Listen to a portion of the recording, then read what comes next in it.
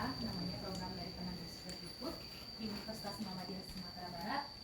Jadi karena COVID dan segala macam, mereka baru bisa ke sini bulan November kemarin. Jadi mereka sudah di sini selama 1,5 bulan, Pak, untuk belajar tentang adat, kebudayaan, dan pemasyarakatan Minangkabau, agar mereka paham dengan adat dan kemasyarakatan yang ada di tempat mereka bertukar seperti itu, Pak. Jadi sekarang kami di sini mau belajar Pak tentang salah satu tokoh nasional yang terkenal di Indonesia, yaitu Bapak Basuki. Jadi kami sedikit Pak. Terima kasih.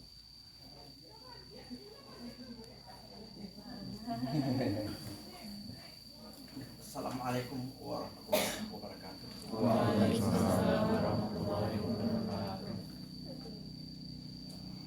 Ahlan salam wa marhaban. Selamat datang diucapkan kepada mahasiswa-mahasiswa dari Muhammadiyah, kepada dosen yang sudah bermurah hati untuk buku-buku ini,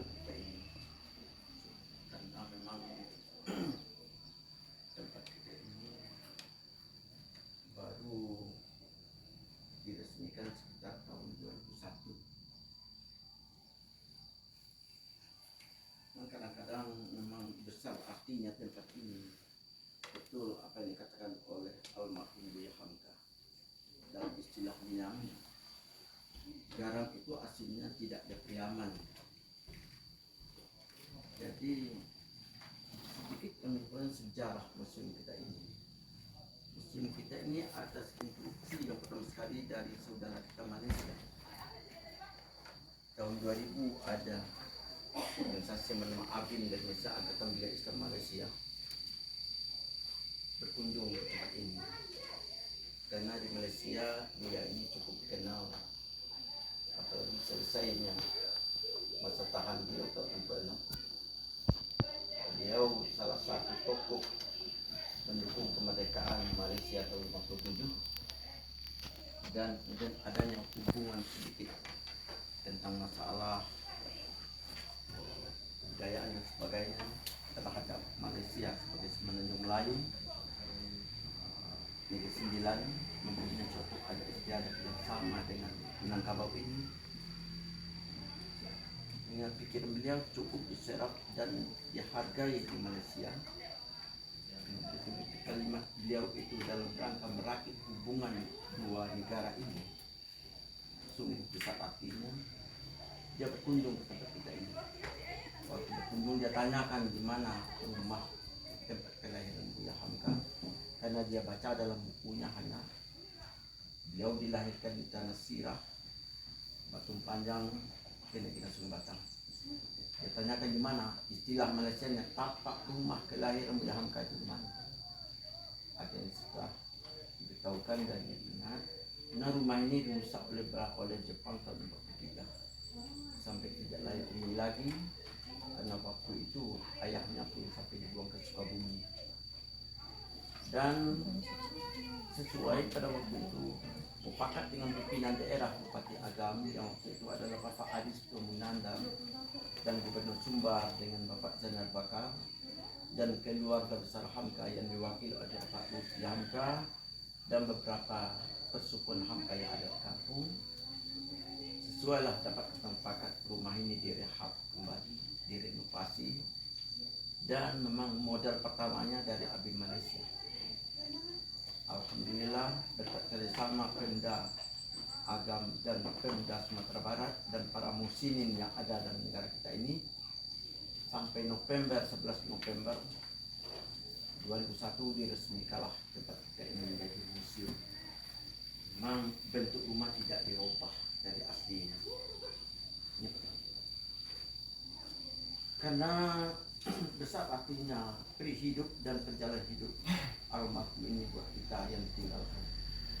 Beliau salah seorang tokoh yang melahirkan sejarah dan membuat sejarah. Beliau tokoh sejarah dan melahirkan sejarah. Karena sejarah dapat kita ketahui adalah merupakan suatu mata pelajaran yang memang sejarah itu berasal dari bahasa Arab. dulu memang istilah-istilah yang paling banyak dipakai di negara Haiti di saatnya waktu itu adanya tokoh-tokoh muslim. Istilah itu banyak dari bahasa Arab. Ada ilmu alam, ada ilmu alam sekarang tukar dengan fisika, adanya sebutan aljabar sekarang tukar dengan fisika. Jadi istilah-istilah itu sudah diganti. Dan termasuk waktu itu sejarah yang berartikan ada sekarang di EPS namanya itu sejarah. Sejarah itu adalah kalau kita lihat asal sumbernya bahasa Arab artinya adalah pohon kayu. Jadi pohon kayu ibarat satu pohon apabila dipupuk, apabila dipelihara dan dijaga, pasti insya Allah pada suatu waktu dia akan mendatangkan buah yang besar artinya bagi kita. Jadi belajar sejarah adalah merupakan belajar yang berbuah sangat mungkin positif bagi kita. Sehingganya presiden kita yang pertama pun ada membuat satu judul pidato mungkin kita sebutkan dengan sebutan jas merah.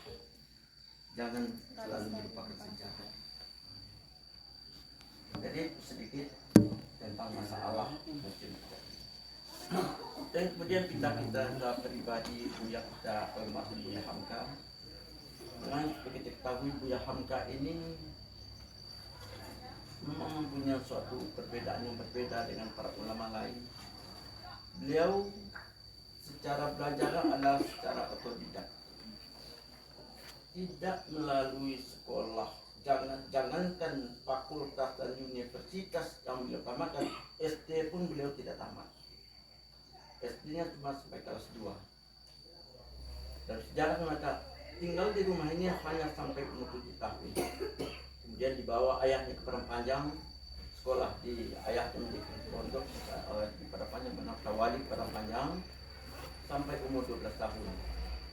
Umur 12 tahun kemudian pindah ke Parabet Bukit Tinggi, Masyarakat Parabet didikan oleh si Ibrahim Musa.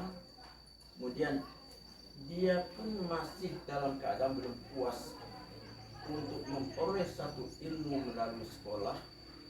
Dia berhenti dari Parabet, kembali kepada Panjang, minta izin kepada ayahnya untuk pergi ke Jawa karena beliau paling banyak membaca buku perjuangan yang tulis oleh Dr. Praminoto, Pak Farudin, Kiai Jamat Dahlan, Suryo Penoto dan beberapa. Akhirnya beliau tertarik untuk mencari tokoh-tokoh itu.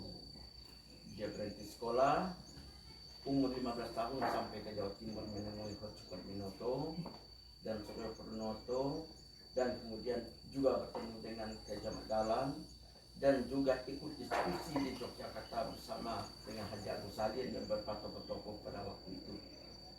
6 bulan sampai umur 17 tahun, 15 berangkat sampai umur 17 tahun di Jawa. Kemudian setelah dia kembali, itulah caranya beliau menuntut ilmu dengan ilmu yang beliau adalah multi talenta. Tidak saja beliau mahir dalam ilmu keagamaan yang memang sudah turun-temurun dari ayahnya, beliau juga salah seorang sastrawan, beliau salah seorang sejarawan, beliau salah seorang penulis, dan beliau juga salah seorang tokoh politik. Di ilmu itu beliau pelajari melalui secara otodidak, langsung belajar kepada tokoh-tokoh yang mempunyai ilmu tersebut. Bahkan terakhir sekali dalam memantapkan ilmu keagamaannya, dia langsung mencari guru ayahnya ke Mekah. Guru ayahnya Syekh Ahmad Khatib Al-Minangkabawi langsung dicari guru ke Mekah waktu umur 19 tahun dengan ongkos sendiri. Inilah kekuatan beliau. Kekuatan beliau ada pada dua kekuatan. Pertama, beliau adalah salah seorang tokoh yang sangat rajin membaca. Tapi keistimewaan beliau membaca buku melahirkan buku. Kita lihat dalam karangan. Satu kali mendengarkan Pak Fahrudin berpidato, 4 buku yang lahir dari hasil mendengarkan pidato Pak Fahrudin. Ini kecerdasan beliau. Dan beliau adalah memang salah seorang pimpinan, salah seorang tokoh, mempunyai 2 ketajaman, kata Pak. Tajam lidahnya berbicara dengan bahasa yang indah dan mudah dimengerti dengan segala tingkatan. Tajam untuk penanya menuliskan kalimat-kalimat yang penuh arti yang dituliskan bisa kita serap dan bisa kita renungkan isi kalimat itu. Ini kelebihan beliau. Dan beliau pun tidak membiarkan suasana yang berlalu begitu saja, tetap menjadi catatan, tetap ditulis. Sehingganya yang menjadikan beliau menulis tidak kurang dari 118 judul. Yang pertama sekali baik dalam ilmu tasawuf, ilmu agama, ilmu politik, dan ilmu, beliau adalah sangat arif dan mengerti dengan situasi dan kondisi yang akan terjadi. Ini teman-teman, beliau mengerti dengan situasi dan kondisi yang akan terjadi.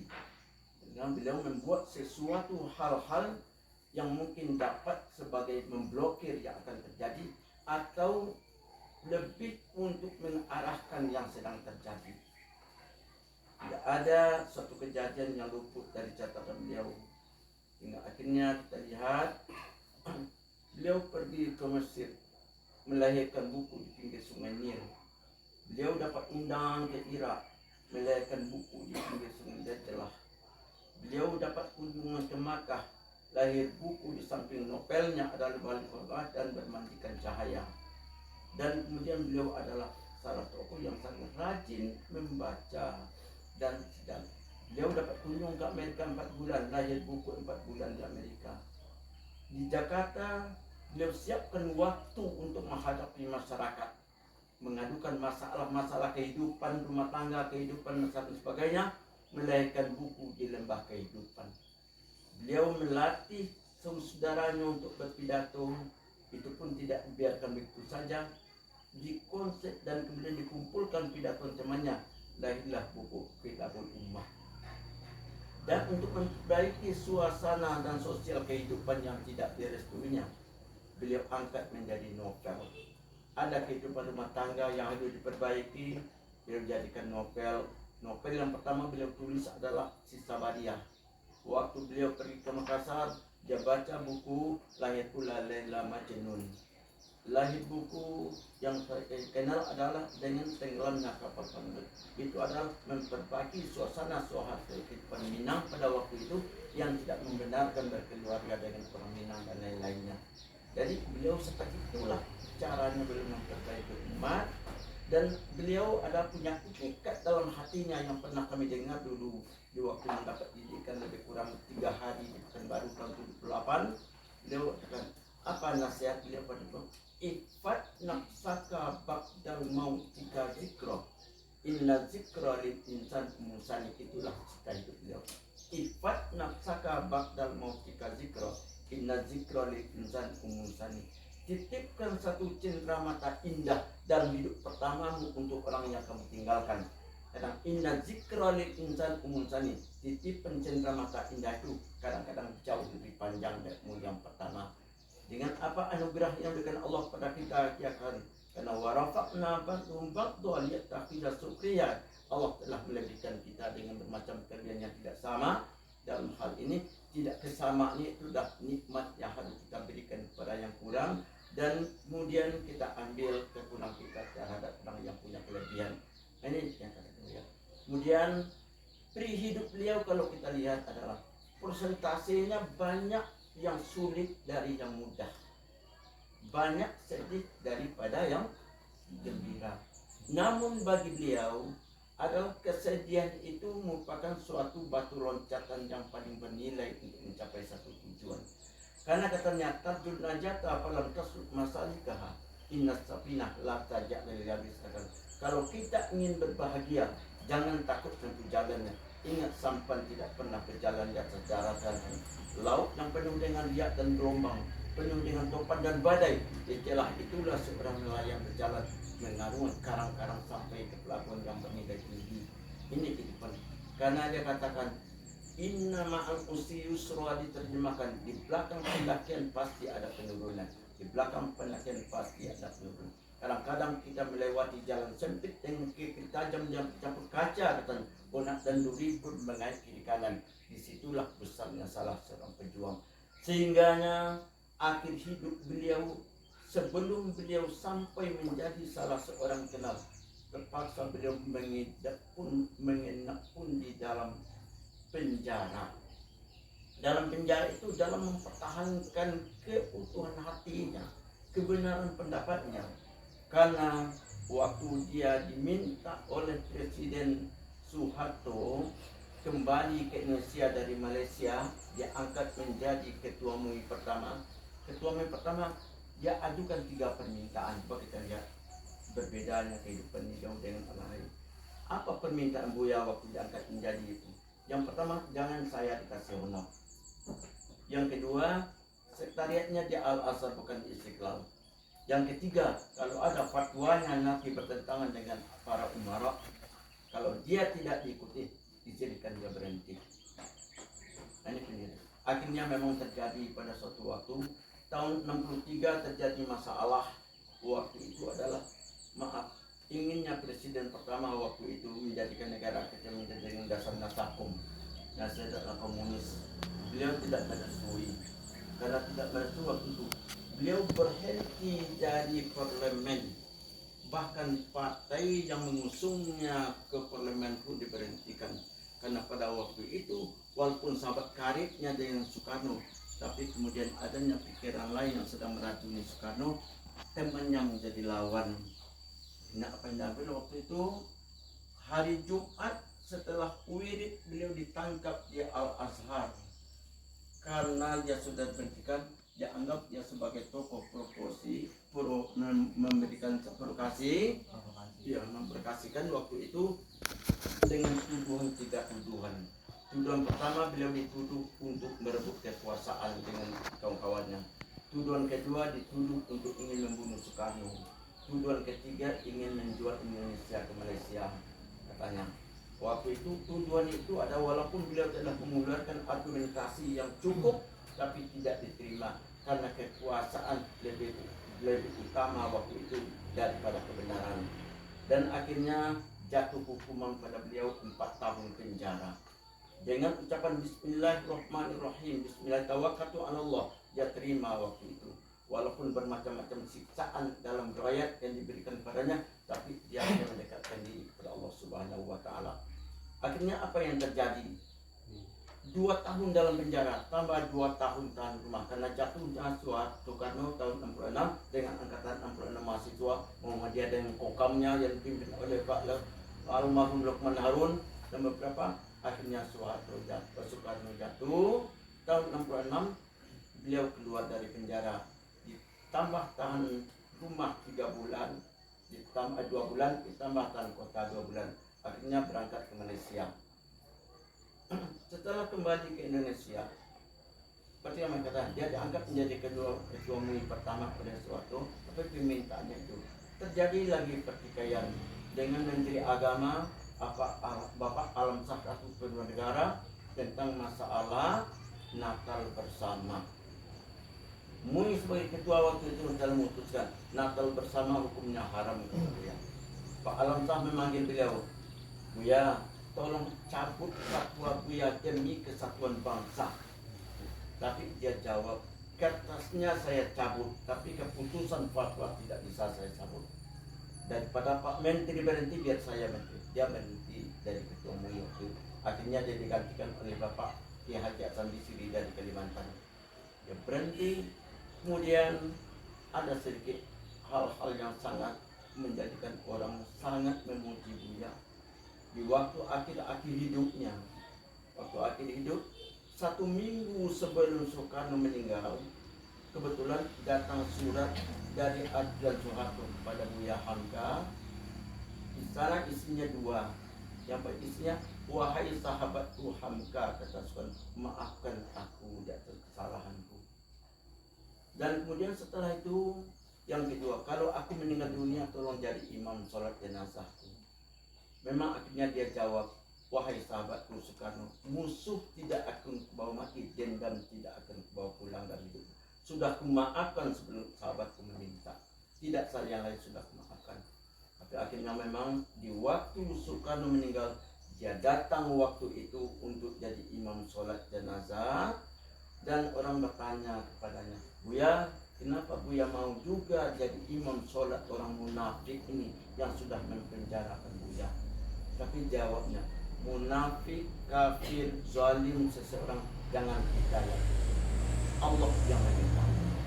Karena di samping keburukan yang kita anggap tidak sempurna, jangan kebaikannya cukup banyak. Orang yang sudah meninggal dunia, kebaikannya lebih baik kita ingat daripada kejahatan. Ini fatwa Buya pada waktu. Saya sangat beruntung dipenjarakannya. Tanpa saya dipenjarakan, belum tentu tafsir Al-Asad itu siap. Betapa Allah memberikan anugerah kepadanya. Penjara rumah tahanan, kalau kita lihat tidak disinari oleh cahaya matahari, tapi sinaran hatinya memancar kepada alam raya, sehingga bumi seakan-akan satu halaman dilihatnya, puncak gunung yang menjulang dengan tingginya, bukit yang menjulang dengan yang menghijau dan kebunnya, lautnya menghampar dengan kekayaannya. Tertulislah kekayaan alam di dalam tafsir Al-Azhar juz yang ke-30. Ini katanya Pak, saya sangat beruntung katanya. Coba kita ingat, mungkin Soekarno ini tidak sempat juga menikmati masa mudanya dalam rangka memikirkan kemerdekaan kita. Kita doakan saja semoga dosanya diampuni Allah, kebaikan diterima. Kalimat inilah yang sangat tinggi nilainya bagi Hamka di saat orang berhadapan dengan seperti itu. Tidak saja Hamka, dengan beberapa para mulia, orang yang telah mengatakan Hamka banyak mencaplok karangan yang lain, anaknya dia yang membimbingkan. Dan kemudian Mr. Muhammad Yamin yang praktikanya sangat tinggi di parlemen tentang masalah mendudukkan poin-poin Pancasila. Mr. Muhammad Yamin letakkan sila pertama hendaknya kebangsaan, Hamka meletakkan sila pertama ada ketuhanan Maha Esa. Pertikaian tinggi itu pun kemudian dia yang membisikkan kalimat terakhir la ilaha illallah dalam kalimat Yamin, dan dia yang mengantarkan jasadnya ke makamnya. Ini Hamka salah seorang tokoh yang kaya dengan budi yang baik dan memang sudah berjasa hidupnya. Dia hidup dalam kematiannya, karena ada kata usahakanlah hidup dalam kematian. Karena hidup ini ada dua kata, ada orang hidup dalam hidup orang yang mati dalam hidup. Siapa yang katakan hidup dalam hidup? Orang yang berbuat dalam hidupnya itu adalah orang hidup. Tapi orang yang tidak berbuat dalam hidup adalah orang mati. Orang yang berbuat dalam hidupnya, dia akan al-hayat bil maut, dia akan hidup dalam kematiannya. Ini yang katanya. Jadi telah beri hidup Buya, sedikit kami hamparkan di dalam pertemuan yang sangat terbatas ini, dan kami minta maaf yang sebanyak-banyaknya. Mungkin ada bahasa dan ucapan yang kurang dimengerti, maklumlah kadang-kadang mahasiswa kami ini ada yang dari bermacam-macam tempat, maaf sampai universitas banyaknya. Dan Buya banyak belajar dengan alam. Alam yang indah inilah yang akan menimbulkan kekuatan baginya untuk menyusun kalimat-kalimat.